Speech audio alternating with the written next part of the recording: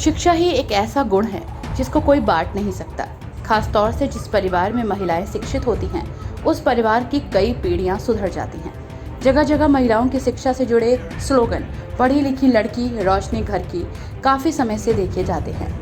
कुछ इसी तरह का स्लोगन रामपुर से सामने आया, जहां ज्योति के प्रधान पद के लिए हुए चयन में उनकी यही उच्च शिक्षा काम में आई। ये ज्योति जो है गांव की मुतियापुरे के प्रधान सेलेक्ट हुई हैं। हाँ। और पढ़ी लिखी होने की वजह से हुई हैं, तो कैसा माहौल है गांव के अंदर? इस टाइम बढ़िया है बिल्कुल। क्या लोग महसूस कर रहे हैं? महसूस यही कर रहे हैं यार, सही है वो हिसाब किताब, पढ़ी लिखी है तो काम को लेकर चल देगी। और क्या क्या उम्मीदें करी जा रही हैं? उम्मीदें ये करी जा रही है जिनकी पिल्सने बनने की हैं या कोई विवाद नहीं मिल रहा है, वो दिला सकेंगे जिम्मेदारी के साथ। अच्छी बात है, खुशी है खुशी है गांव के लोगों को। गाँव के लोगों को।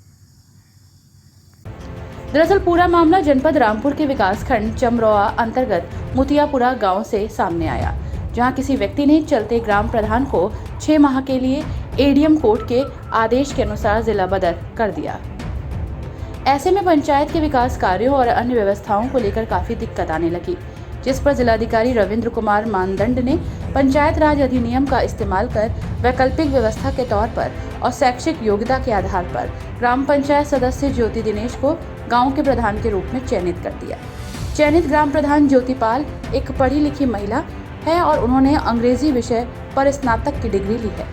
इसी उच्च शिक्षा के बल पर उनको जिलाधिकारी रविंद्र कुमार मानदंड वैकल्पिक ग्राम प्रधान की जिम्मेदारी दी गई है। दिलचस्प बात तो यह है कि प्रधान पद की दौड़ में गांव के कई पंचायत सदस्य अपनी अपनी किस्मत आजमा रहे थे, लेकिन डीएम ने फूक जांच और परखने के बाद अपने विवेकाधिकार का उपयोग करते हुए उच्च शिक्षा को चयन का आधार बनाया और ज्योति को गांव के प्रधान की कमान सौंपी।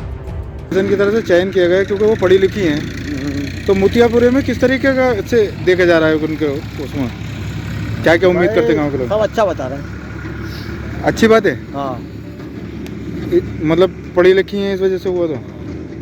बिहार भी अच्छा है उनका। अच्छा, अब आपकी मर्जी। और कुछ खास? भाई खास क्या, बिहार दोनों आदमी अच्छे हैं, हाँ, भले आदमी शरीफ है और काबिल है, पढ़े लिखे जजादार हैं। अच्छा है तो थोड़े से टाइम के लिए?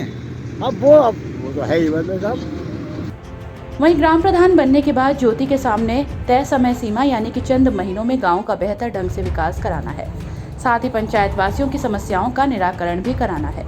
इंटरव्यू लिया उन्होंने, उसके हिसाब से चयन किया था ग्राम प्रधान के का। अच्छा, अब आपके ऊपर गांव की जिम्मेदारी है तो कैसा महसूस कर रही हैं आप?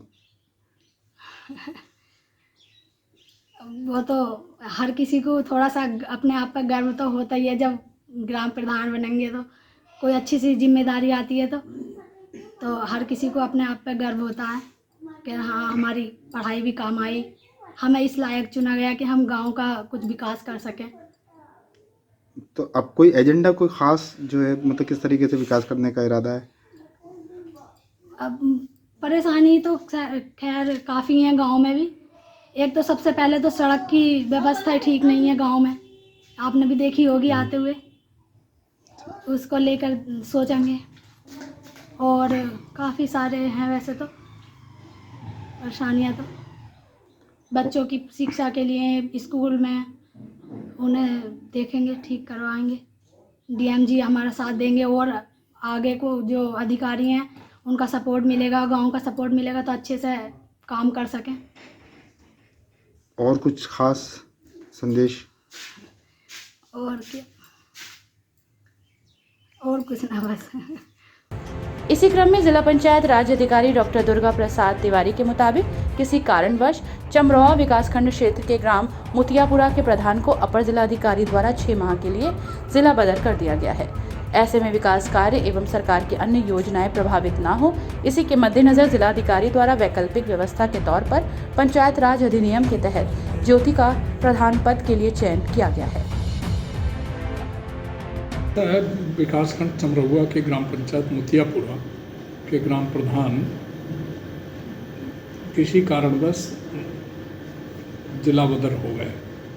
उनको अपर जिलाधिकारी ने अपने आदेश में जिला बदर कर लिया 6 महीने के लिए, तो इस कारण वो ग्राम प्रधान का पद वहाँ पर 6 माह के लिए रिक्त माना गया। ऐसी स्थिति में उत्तर प्रदेश पंचायत राज अधिनियम 1947 के धारा 12(2) के अनुसार मजिस्ट्रेट को यह पावर है कि वे ग्राम पंचायत सदस्यों में से किसी एक को नामित करें।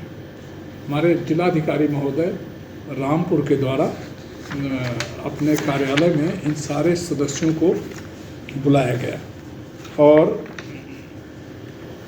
20 जुलाई को उनके द्वारा सभी सदस्यों से वार्ता की गई और सदस्यों में जब वार्ता की तो उनकी योग्यता को भी परखा और उसके उपरांत जिलाधिकारी महोदय द्वारा श्रीमती ज्योति, जो कि